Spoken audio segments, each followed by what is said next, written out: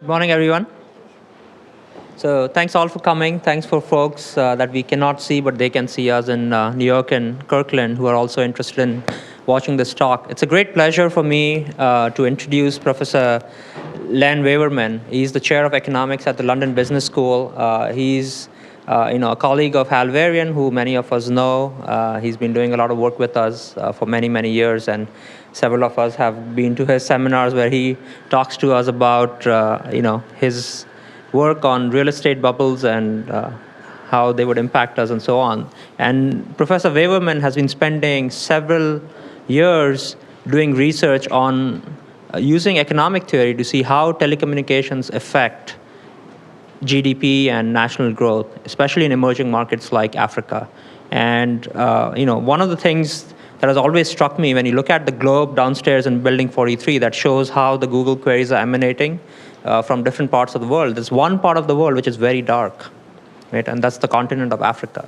And frankly, as a company that's out there to make a global impact, that's an area of concern for us. And how can we enable the closure of this digital divide, but not doing it just because we need to close the digital divide, but it has a real impact on the economics of the region. And what Len's going to talk to us about is how that happens and share with us some of his research. This talk is most likely going to be published also externally. So if you have any confidential questions, I request you not to ask them, Google confidential questions, not to ask them during the talk, but maybe right after. But feel free to ask questions either during or after, depending on how Len prefers it. Thank you very much, and I give you Professor Waverman.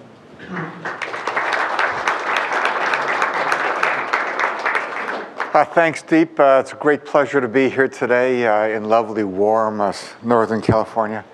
It reminds me why I live in London. When I moved there from the University of Toronto, people said, "Why would you leave Toronto for London?" I said, "It was for the weather."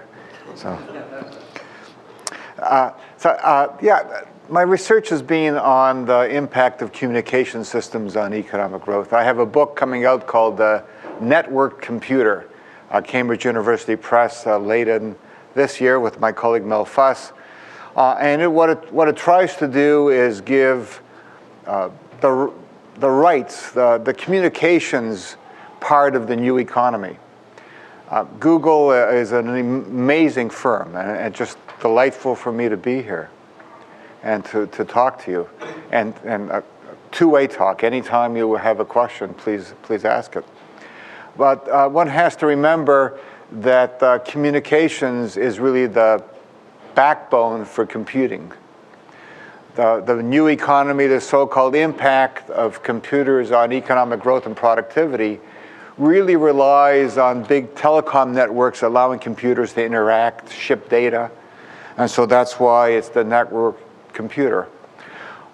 I'm on an advisory board at Vodafone on a project called The Social Importance of Mobile. And there are a lot of anecdotes about how mobiles are transforming the developing world, especially parts of Africa and Indonesia. When I said, anecdotes are nice, but I'm an economist. Can we get something more scientific than anecdotes? They said, well, okay, why don't you do it?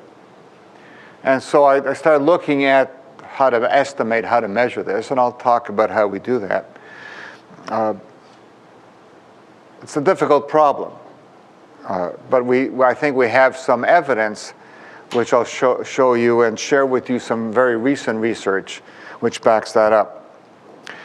So let's begin in the year zero, if we look back at history, and this is the shares of world GDP from 0 to 2000. And you can see the world began in India.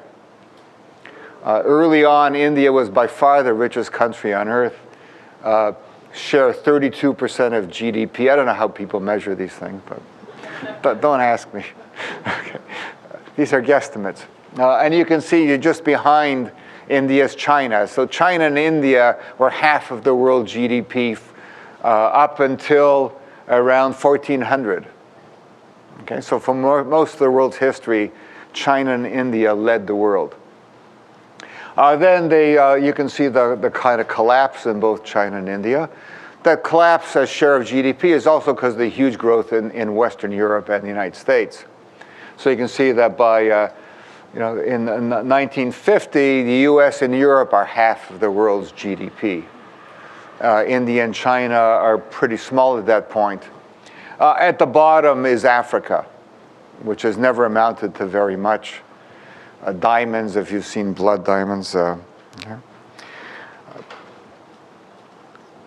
But the developing world is coming back. We talk about the BRICS, Brazil, Russia, India, China, where the growth is today, where the opportunities are for both any kind of business and where democracy and real opportunities for entrepreneurship are occurring. On this chart, what we have is something I don't have to talk to you about much, is just the digital divide. What we have here, which you can't see because of the black lettering, so the countries from left to right are Sweden, the United States, France, Malaysia, Senegal, Vietnam, Bangladesh, and Ghana. So you can see, and there are three columns. The first column is personal computers per 1,000 people in 2003. So computer density. The second one is internet density, internet users per 1,000 people in 2003. And the white column is mobile phones per 1,000 people. So if we compare Sweden and Senegal, that is the first columns, and the fifth, you'll see that the ratio of PCs in Sweden to those in Senegal per 1,000 people is 30 to 1. Yeah. And the ratio of internet users in those two countries is 30 to 1. But the ratio of mobile phones is still very much in Sweden's favor, 17 to 1. If we compare the US and Malaysia, US is the second set of columns, Malaysia the fourth. PCs in the US to Malaysia, it's only 4 to 1. Now you think of the huge gap in GDP per capita between those two countries. Internet use, the US is only 50% more per capita internet use. And in mobiles, it's about the same. Yeah. Now, on this next chart, all I've done is add mobiles in 2005 as the fourth column.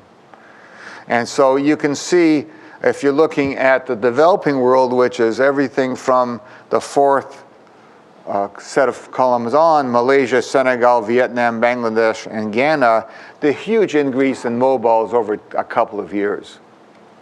So the growth in Malaysia went from 44 mobile phones per 100 people in 2003 to 75 per 100 2 years later in 2005.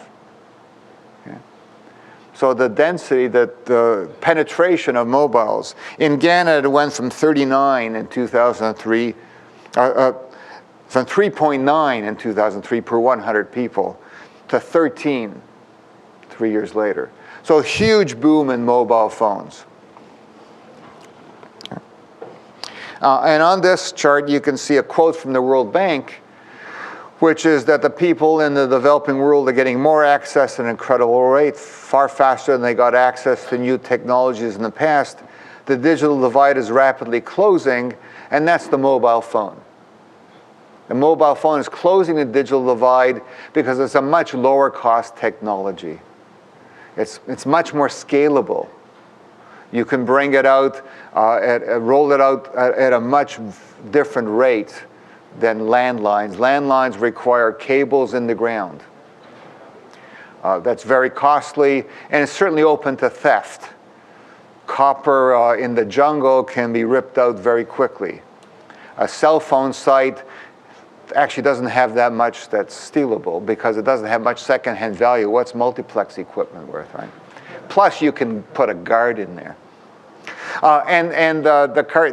These photographs from a colleague of mine show you something odd. This is a company, if you know yellow in Africa, this is in Kanchala. The yellow is what company? MTN. MTN is one of the great mobile companies in the world. In fact, if you're looking for what innovation in mobile, don't look at Singular. Don't look at the West. Look at Africa. Look at the Philippines. Look at China. That's where the innovation's occurring in the use of mobile phones. And the companies in Africa like MTN, Celtel, which is now owned by MTC Kuwait, Orascom, these are the firms we should be fearing in the West because their business models and what they're doing with mobile phones are something that in Europe and in North America, we really haven't scratched that surface. We really haven't thought of mobile phones as the major screen, the major instrument. And here what you see odd is you see that it looks like a payphone. It's designed to look like a payphone because people are used to what a payphone is. What's odd about this payphone? It's on a bicycle, right? And there's no wire there, folks, you know. There is no wire. That is a mobile phone disguised as a normal payphone on a bicycle. Okay. Now, Mo Ibrahim, the founder and executive chairman of Celtel, Sub-Saharan Africa in 2005, mobile phones grew at 67% compound rate of growth, compared with 10% in Western Europe. Last year, there were more new mobile phone customers in Africa than in North America. If you talk to Vodacom in South Africa, which is a Vodafone subsidiary, they had more net adds last year at income levels they thought they would never reach. The greatest rate of growth they ever had was last year. Okay. Why is this occurring? In fact, when we look at the data, we see that people in developing countries can be spending upwards of 15% of their annual income on a mobile phone. And there's some who look at that and say, what a waste. You know, they're getting these gadgets, these fashion items from the West, and they're wasting their income on mobile phones. And that's because I think those critics don't understand the crucial role of communications in economic development. That for economic development to occur, and we all want to understand more deeply why Africa has not developed. What are the circumstances which are holding it back beside bad governance? One needs social overhead capital. One needs roads. One needs electricity grids. One certainly needs telecom systems. I think there's an underestimate out there about the role of communications, the role of search, the role of information in economic development. Yeah. If you read the Millennium Development Report, Jeff Sachs and others talking about what has to be done, and they're absolutely right about what has to be done. But you read that report, it's 270 pages long, and the role of the private sector is how many pages out of 270 pages? 9. The role of the private sector is 9 pages, and the role of communications is kind of throwaway line. Because I think there is not an understanding about the necessity of communication systems to provide markets. People don't want to be subsistence farmers.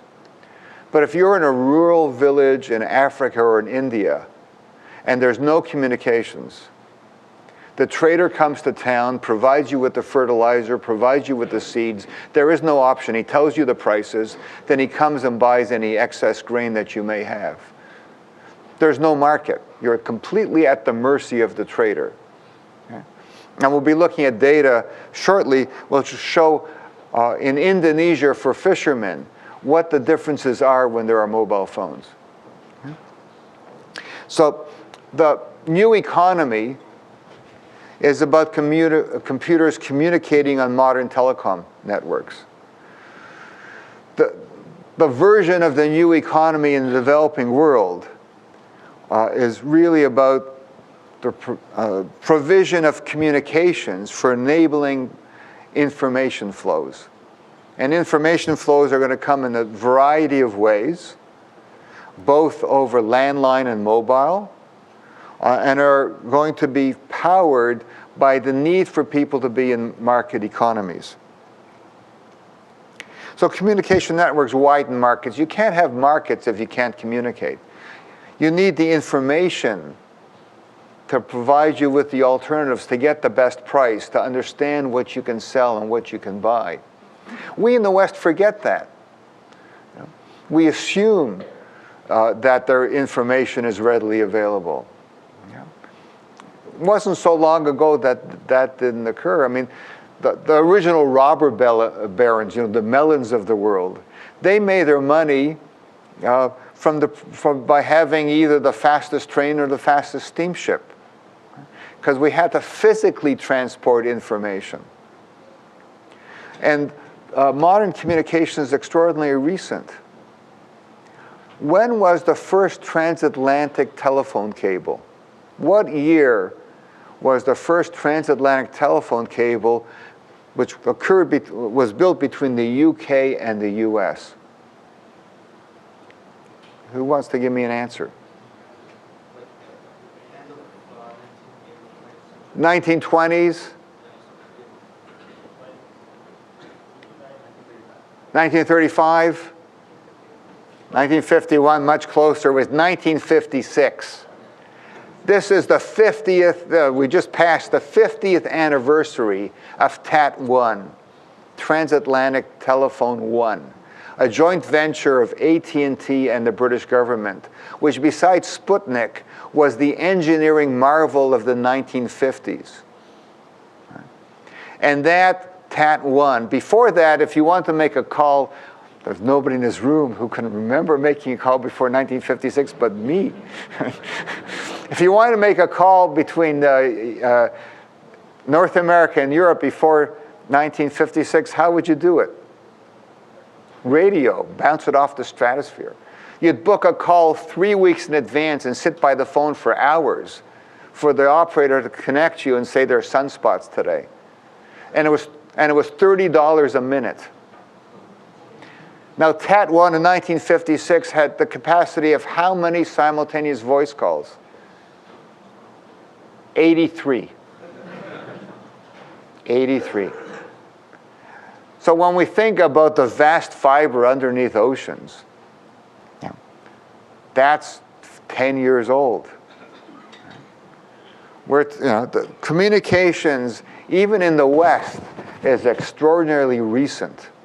That's why the information age is just beginning. And we're just scratching the surface. Because, bandwidth, remember when bandwidth was a 56K modem? Bandwidth on a mobile phone is still very limited. Broadband everywhere is going to lead to the next information age, right? So it's going to so modern communications widens markets, lowers transactions costs, provides the necessities of being an entrepreneur, of being in markets. Sir. So I completely buy into the importance of communication for economic development, but what about transportation? I mean, the Western world has had roads since the time of Rome and did pretty well by them, but that's ahead of Africa, a lot of parts of Africa. So the question is, what about also the role of physical transportation besides communications transportation? With Vodafone, we've been studying what does it cost the annual cost of having a bicycle in rural India. Buying a bicycle and the annualized cost of that are about 15% of income. But then when you have the bicycle, to get information, you have to actually physical travel to town. So roads are essential, absolutely. You can't move the goods. But you can't be part of the market economy without communications. And communication networks are a better medium than roads for communications, which I think comes before you can move the goods. But I agree, social overhead capital is not just about mobile phones. And when I talk about the importance of mobile phones in Africa and India, doesn't mean that it's better than having health or education. I'll show you at the end that that's not true. It's one of the things we need, but it's not everything.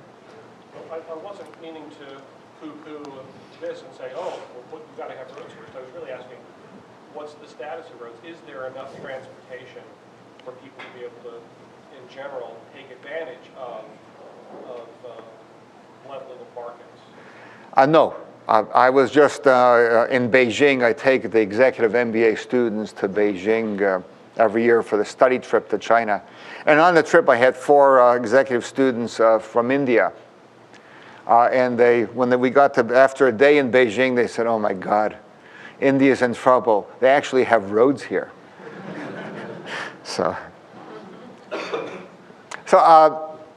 the problem, we're all academics here, right? So the problem as an academic is how do you demonstrate the importance? Here's a chart which shows on the horizontal axis I have GDP in 1980, and on the vertical axis I have average telecom penetration, teledensity.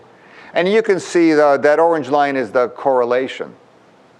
And you can see the correlation is about 0.9 between GDP and telecom penetration. Okay? The problem with correlation is just correlation. It doesn't tell you cause and effect. It doesn't tell you what causes what. Because we know as people and as economies get richer, that telecoms is also luxury goods, so they demand more of it. So the causation could be from economic growth or income to teledensity, not from teledensity to economic growth. So we can't say from this simple correlation, look, what you need to grow is get more phones. I could show you the same chart, and I think next time I give a talk I will, which would have on a GDP on the horizontal axis, and the vertical axis have white wine consumption per capita. Has a very high correlation of about 0.6. Because, with the trends are as you grow, as you get richer, you drink more white wine, you substitute that for beer. Right? But it's obvious that you're not going to have that kind of correlation and say, okay, Africa, drink more white wine. Right? That's not going to lead, So we really want to know causality. You can't build public policy or advice based on correlation. So as an academic, the problem is one of building models which do causation and not correlations. I published a paper in 2001 with Hendrik Roeller where we did this for the OECD and for landlines in the 1970s and 1980s. Okay? And it was a multi-equation model that basically controlled for spurious correlation and controlled for endogeneity between income causing demand for telephones and demand for telephones, or growth of telephones causing growth. Because it's just the latter we want to know. We want to know, do telecoms, are they good for social health? Are they good for society? Should there be policies to really promote communications? So we built this model called the production function, 4 equations with endogenous demand and supply of telephones in it.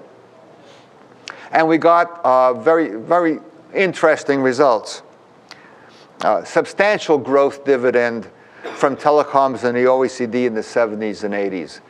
In the United States, we found about 10% of all the economic growth that occurred in the US in the 70s and 80s was due to telecoms development. Okay? Now, if you want, you may wonder, does that sound reasonable? I have another one of these kind of odd questions for you. How many phones were there per 100 people in France in 1970? Now, I can pick on France because I'm a French citizen. The French are paranoid. But I can do this being French. I'm French and I'm Canadian. So how many phones were there per 100 people in France in 1970? 1970 wasn't that long ago. 50 per 100? 10. 20. 10? 15 or 20. 15? Actually, the answer is 8. But that beat Greece with 5 and Portugal with 6. As I said with my story about the first transatlantic cable, modern telecoms is very recent. Remember, Europe had emerged from the Second World War, and really hadn't thought of telecommunications as being really essential to economic growth. And so here is a chart which shows you the teledensity, that is the number of phones per 100 people. Austria, Canada, France, Ireland, Italy, Portugal, Spain, Sweden, United States. In 1970, which is in blue, and 1980, which is in orange. And you can see the enormous growth in mainline phones. That is the thing that's still connected to a line that sits on a wall somewhere. I don't see many here. You know the mainline phone, it's usually black. You can get a fashion item now, it can be white. And they're really remarkable now. They will redial the last number. Right? And it could remember up to 200 numbers. It has maybe 8K of memory. And these are really, when you think about what has happened to the instrument for mainline phones, it's really surprising how little advance there's been. Computing occurred, and the telephone companies ignored it. But that's a different story. I don't want to pick on telephone companies. So you can see the big change in telecom penetration, main lines, between 1970 and 1980. Huge investment went on in the West in the 1970s and 1980s. Now, the number I said, how many main lines per 100 people, was a little odd because universal service is one phone per home. So you've got to think about how many phones per 100 is universal service. So what's the average household size? Around 2.5. So 40 phones per 100, 40 main lines per 100 is basically universal service. So you can see universal service existed in Canada in 1980, the US, Sweden in the 1970s, but nowhere other than Sweden and Finland in the 1970s. Okay. So this is the fixed lines. The blue now is 1995. I showed you fixed lines in the developing world in 1970, 1980 would be down at the bottom because there was none. So the blue is 1995, the orange is 2003, and you can see here for these countries, Bolivia, China, the first two, Tunisia at the end, the increase in main lines over that very short time frame. And the outstanding example is China. If you think of the population size of China and the physical geographic size, to go from 3 phones per 100 people in 1995 to 20 in mainline phones, that is the stuff that's wired in the ground, is astonishing. It's astonishing what happened. But if you look at countries like Morocco, you can see main lines went the wrong direction.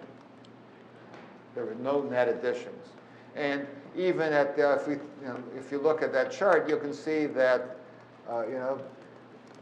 15 main lines per 100, we haven't reached that anywhere but in China and those countries. So nowhere near universal service. This is mobile phones per 100 people in the same years. The blue is 1995. You can see blue doesn't peak much above 0. And the orange is only 8 years later. Again, China, look, going from 0 to 22 mobile phones per 100 in 8 years.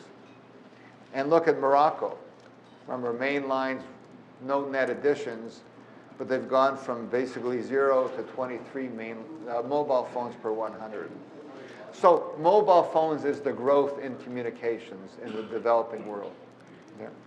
And then the question is, well, do mobiles in the developing world provide the same kind of impact on economic growth that main lines did in the OECD in the 1970s and 1980s? Are they being used in the same way? Again, so we get back to a model and econometrics to try to figure out causation, because the correlation is not going to be of much use. Plus, when we start looking at the developing world, we have bad data, and we have countries which have wars, we have poor economic results, and we have a lot of investment in mobile phones. So one has to be very careful in these kinds of models how we, as scientists, come up with evidence from which we can base policy on. Because we want to be, if we're going to say that mobile phones are good for your health, then we want to be very careful that we have evidence for that. And so here we built what's called an endogenous growth model.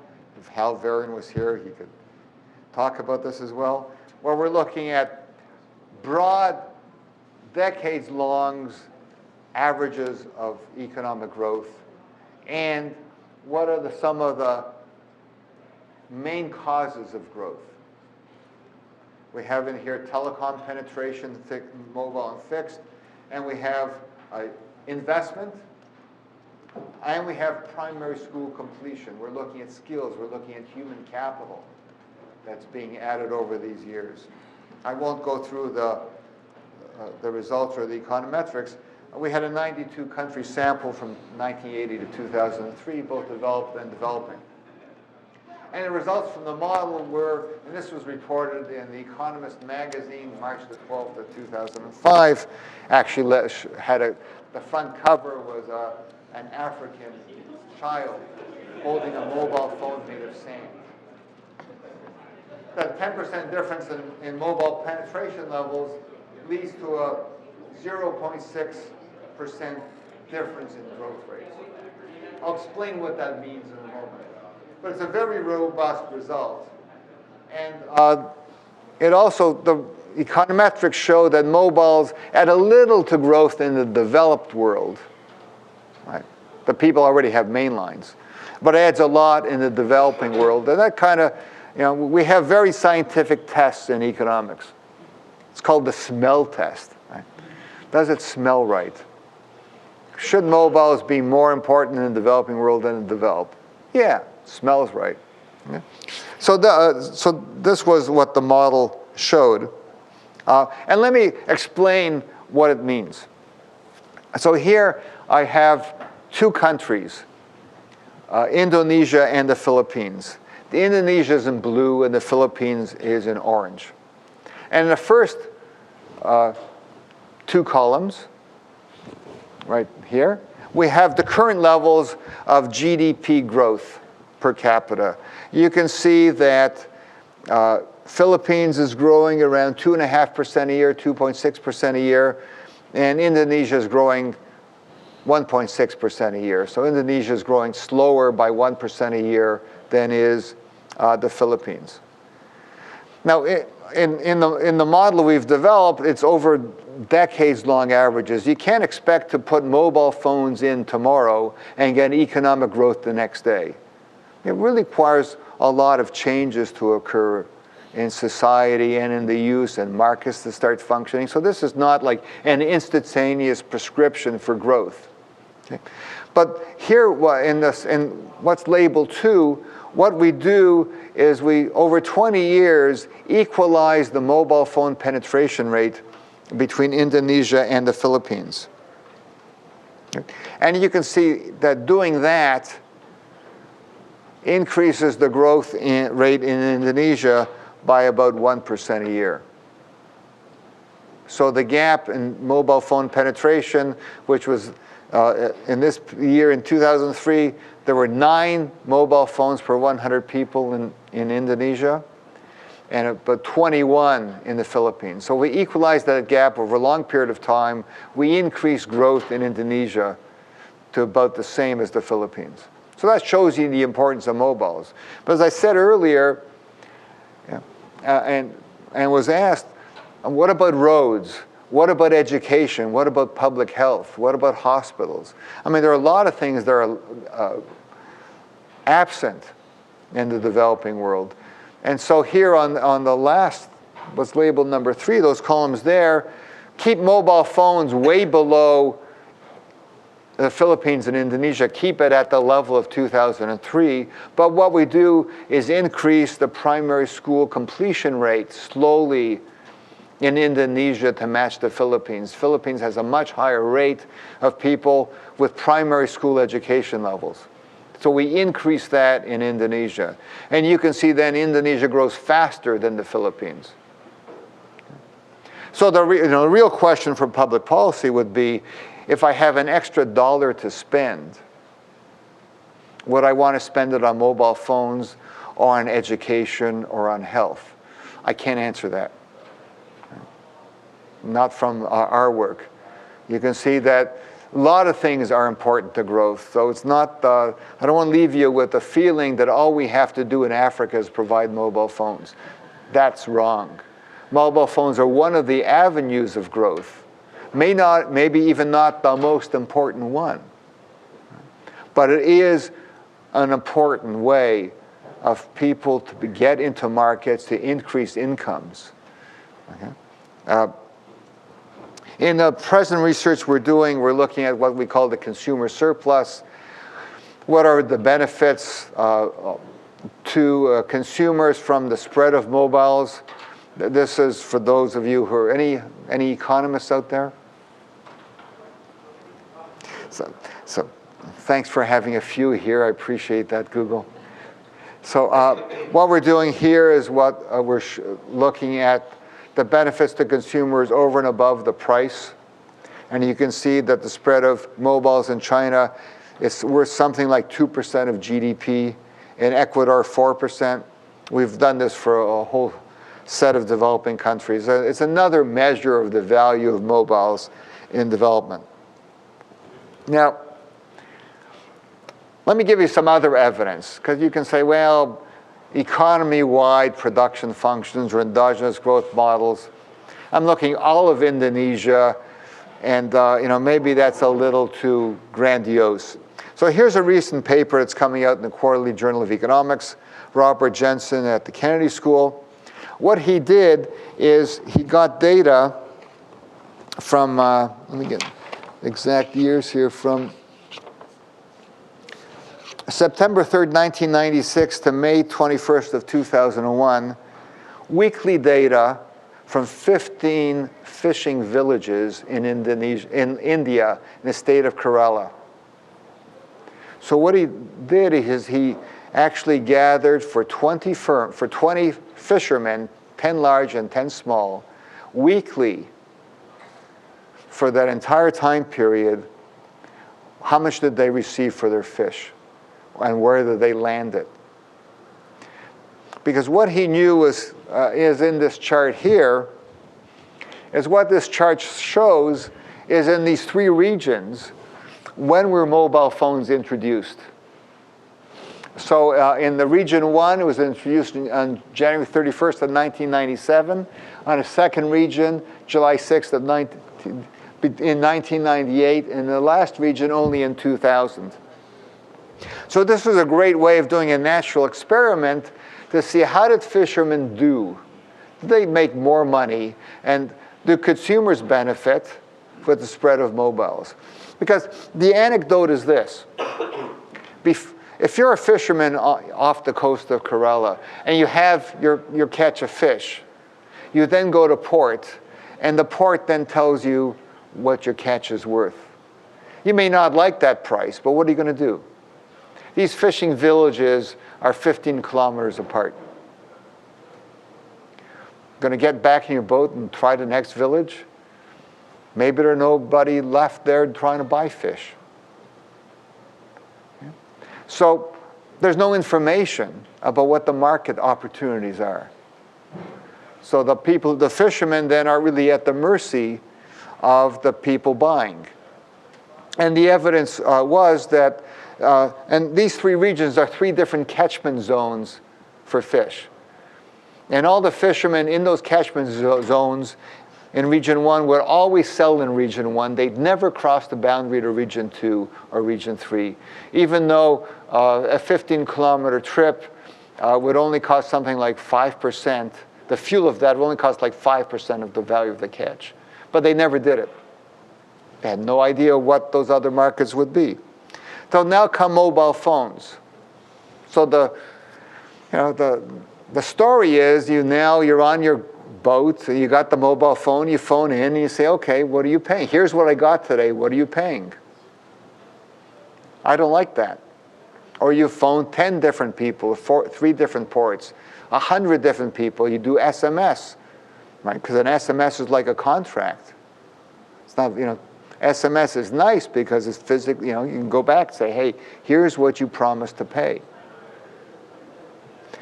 So does that really matter? Well, here is the mobile phone adoption by fishermen.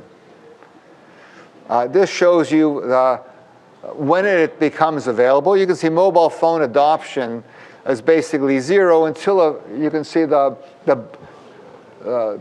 phones added, the sharp black line going up shows when there are phones in that district. So District 1, they came in very soon.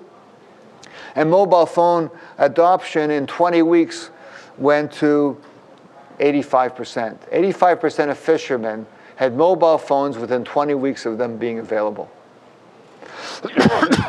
Look at region 2, look at region 3. When these devices were available, they were used. Now, it wasn't that anybody actually decided to have mobile phones for fishermen.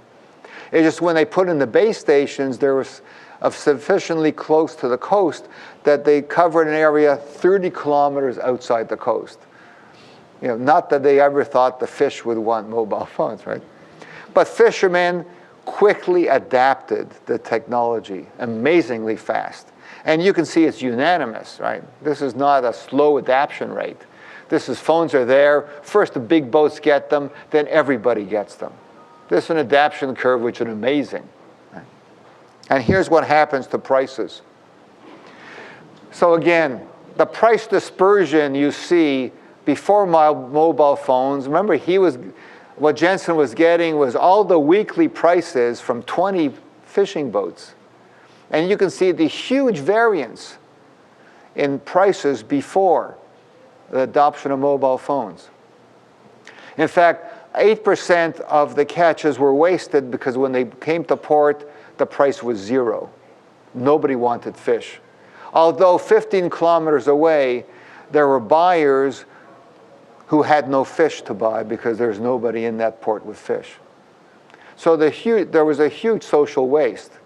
So the price dispersions are enormous. You can see what happens as soon as you get mobile phones. The dispersion goes down remarkably from a 60% significant dispersion to 6% and lower. And then what he does is test for the law of one price. Is there a single price for fish across these 3 regions? Before mobile phones, there isn't, because the fishermen in that catchment zone always went to those ports. Afterwards, 30 to 40% of the fishermen go to another region. Right? And this arbitrage means that after the mobile phones, there is a single uniform price for any kind of fish across the entire area. The average revenue of fishermen went up by 8%. The average price of fish to consumers fell 6%, and there was no waste. So very large social benefits. So why are people spending 15% of their income on phones? Is it a fashion device? For some of them, yeah. But it really is an information gathering tool. Mobile phones are providing a very vital communications absolute need. Now we know what markets are here, but in the developing world, markets don't function. They don't function properly because there's very little information. Remember, information is power. And there's no power to providers like single fishermen before mobile phones. I see some questions. Is that increase in their revenue net of the cost of mobile phones? It is in Jensen's thing. It is not, but it's the increase in the revenue is of sufficient magnitude that even when the first mobile phones cost $100, so if you could amortize them over about 4 months for these kinds of benefits. See another question. Most of this study is like the transactions that happen with a voice-based or data-based, like SMS, or more people calling. Yeah, I'll be turning to that. Was it voice or SMS? We see there's a lot more research can be done. as to the differences in the uses of mobile phones in the developing world. The data I've seen, for example, from South Africa, show that in the rural areas, the amount of incoming SMS relative to the outgoing SMS is 13 to 1. Much different ratio from what we see in the West. And that's because the richer people in urban towns are SMSing them. So we're seeing very different patterns. And I'll come to at the end whether I think it's voice or data. I think that's a very important point. How much of this are data services? And also, could we be using voice for data services as well? Because search can be voice as opposed to SMS. Now, the founder of Reliance, Ambani in India, said if a telephone, he said this a few years ago, if a telephone call could be made cheaper than the postcard in India, it will transform every home, empower every Indian, remove every roadblock to opportunity and growth, and demolish every barrier that divides society. So, what about Google? What about the digital divide? What can you do? Well, at the moment today, actually this is about a month old, there are 2.2 million mobile phone users in the world. 2.2 billion mobile phone users in the world. 1.4 billion of those are in the developing world. There are many more mobile phone users in the developing world than in the developed world. That's not true for PCs. In the developing world, mobiles are used to access information, as we just showed. So what can Google do about that? How can you help? I know you have a big group looking at this, so I may be adding very little to your innermost thoughts, which I don't know. But clearly, we need better search tools for mobile phones in the developing world.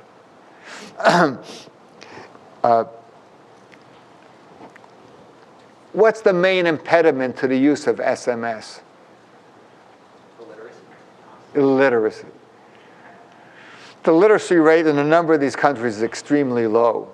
So it's very difficult to use a mobile phone for search, either SMS search or a Google search when you can't read. And so therefore, we need some kind of other ways of acquiring information. Now, when I said that these firms in the developing world are really innovative, they're innovative because they're developing banking tools. Because in a number of these countries, banking is something that doesn't exist in rural areas, and there's no access to banking from the poor. If you drive in from Johannesburg, from the airport, the highway is just littered with signs, and what it says is carpenter and gives a phone number. Because remember, a mobile phone is a very different tool than a landline phone. I talked about universal service for landlines being a phone for every home. But mobile phones are personal devices, one for every person. Because what they are in the developing world is their identity. Because if you live in a shanty town, nobody's going to come and knock on your door and offer you a job. Nobody knows who you are. Nobody knows where you are. But a cell phone number is identity. Public key encrypted, unique number. It's an identity. And we're seeing in the developing world, people are now, even if mobile phones are mainly prepay, 95% prepay. So you top up your phone. They're going to their mobile phone provider and they're asking for the records of how much they've used their phone and how much they've used it in prepay, how much money they've put it into it, as a very simple credit check. It shows, look, I've had this phone for 2 years or a year. Here's the money I've used on it. Here's all my calling. I am a responsible person. They have nothing else. So the mobile phone and its records is something much more than a simple communications tool. And a number of these cell phone operators, Celtel and others, are understanding this and using these for very kinds of new services. Banking, one of them. And so what we find is that in the developing world, how do you do banking if you're illiterate? Somebody shows you the keystrokes. You don't know the numbers, you don't know the letters, but somebody shows you if you do these 7 keystrokes, here's what you can do. And people have learned those. So this keystroke route is some way of doing search, or icons, or pictograms, something where the people who are illiterate, they don't want to be illiterate. I mean, they want to function. We've seen enormous entrepreneurship. Look, I mean, Grameen Phone, the Nobel Peace Prize, partly because of mobile phone provision in Bangladesh, where in each village you have usually a woman who becomes the entrepreneur, borrowing the few dollars to invest in the mobile phone and reselling it. We see in India and in Africa, mobile phones in communities where there is no electricity. There's an entrepreneur who has a business that every week they take all the mobile phones and they bicycle 50 miles away to recharge them all and bicycle back. Right? So there's a lot of new entrepreneurship out there. There's enormous entrepreneurship in Africa and India. These people haven't had the ability to become entrepreneurs because there's no markets, there's no way of earning money, there's no way of showing what you can do. And so these kinds of search tools, and then this targeted information. So, for example, on what we just saw in Kerala state, it's still, sometimes if you read the paper, and I have it with me, sometimes they call hundreds of people, or SMS hundreds of people to get the best price. Well, that's really inefficient, right? That's pre-Google, right? There must be a better way of doing that. There must be some aggregation function one can do, and there must be a best price algorithm you can develop so they don't have to go through this. Right? And this is, there's fishermen, farmers, there's all kinds of, the kinds of agriculture, basic industries that we think about, that we don't think about here anymore. I mean, how many people here want to be a fisherman, right? But these are real sources of wealth in these economies, and we can make it even better if we're able to provide them with better search, better ways of getting information. Now it's extremely rudimentary. It's person to person. Depends on who you know. There's some other person you don't know who'll give you a better price. So there's, I think, enormous opportunities out here. But I think we also need more research on the ways in which they're doing, how they're using SMS, how they're using voice, and how we can provide search tools to the illiterate. Job opportunities, even social networks, which are very dense in these countries. I don't know of any, MySpace that exists in India and Africa for these people. Education. And my final slide is, I already asked the question, I got the answer. What's the main developing world issue for PC and mobile search? Illiteracy. So what can Google do? I call it the Google Literacy Program. Why don't you help them become literate? And literate in novel ways. Because on the mobile phone, we do have a way of becoming literate. I mean, we could think of the mobile phone and an educational program in a mobile phone with the screen. We could think, I'm sure you can find a way of giving these people simple literacy on the mobile phone. Mobile phone is the instrument at the moment. Could be PCs in 10 or 15 years. Doesn't mean, I'm not saying here that we're going to end at mobile phones and that the landlines won't come back and bandwidth won't appear. But this is the screen at the moment. And the screen at the moment has its problems. The problems are that people can't use them sufficiently. I want to, as an economist, I want Africa to grow. I want them to have more opportunities for education and for jobs and to get better prices for the goods and to understand what market opportunities are. And for that, they need information. And I think you can help provide that information. And it's good for Africa and it's good for Google, right? Because as they become literate, then they go to Google search. Right? And again, there might be advertising. I mean, I haven't really, I'm sure you have thought about all these. But so let me leave you with this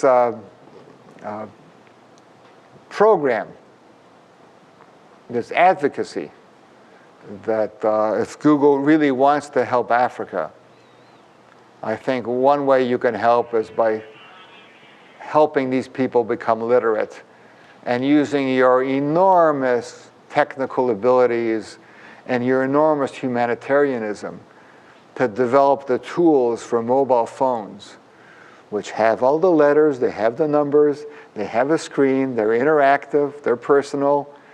Think of the ways in which you can help Africa by being as great as Google is for them. Thanks.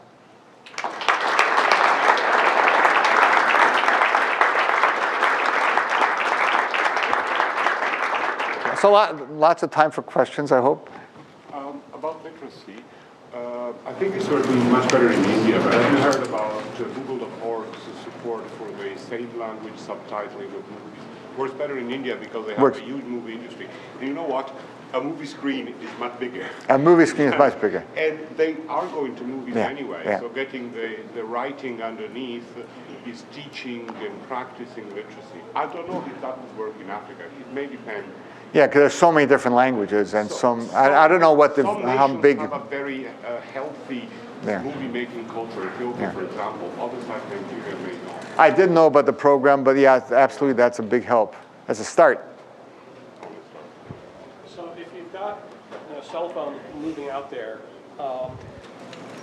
is it possible that they would provide a draw for hey, this literacy stuff is actually important? Would it motivate enough getting, say, kids to be educated? I think that's a very good point. The question is, the fact that mobile phones are spreading like wildfire. I mean, we're seeing penetration rates, 60, 70% in these developing countries. Because they have it and they want to use it, I think there is a desire to be literate. I think that the mobile phone gives them a reason to be literate where there wasn't one before. So it's both a tool and it's a draw. So I think you're absolutely right that the fact that these kids now have mobile phones, or let's not just think about the kids, let's think about the older generation as well. Because they have these mobile phones, it now gives them the potential to become literate. They're not going to go back to school. Traveling to school can also be arduous and costly. And this is, you can personalize the program. You can learn what you need. So, absolutely. I think it adds to the demand for literacy enormously. They want to SMS each other.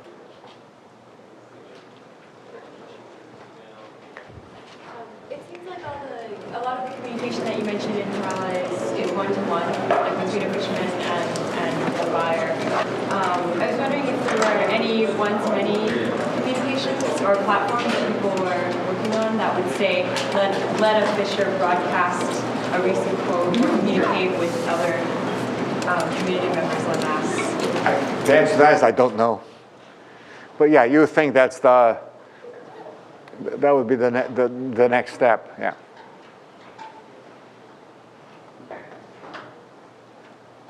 I had a question about the fish prices. Yes. You said that people paid less for their fish. Fishermen earned more for their fish. The fishermen providing a lot more fish, was the middleman making a lot less money? How did that work out?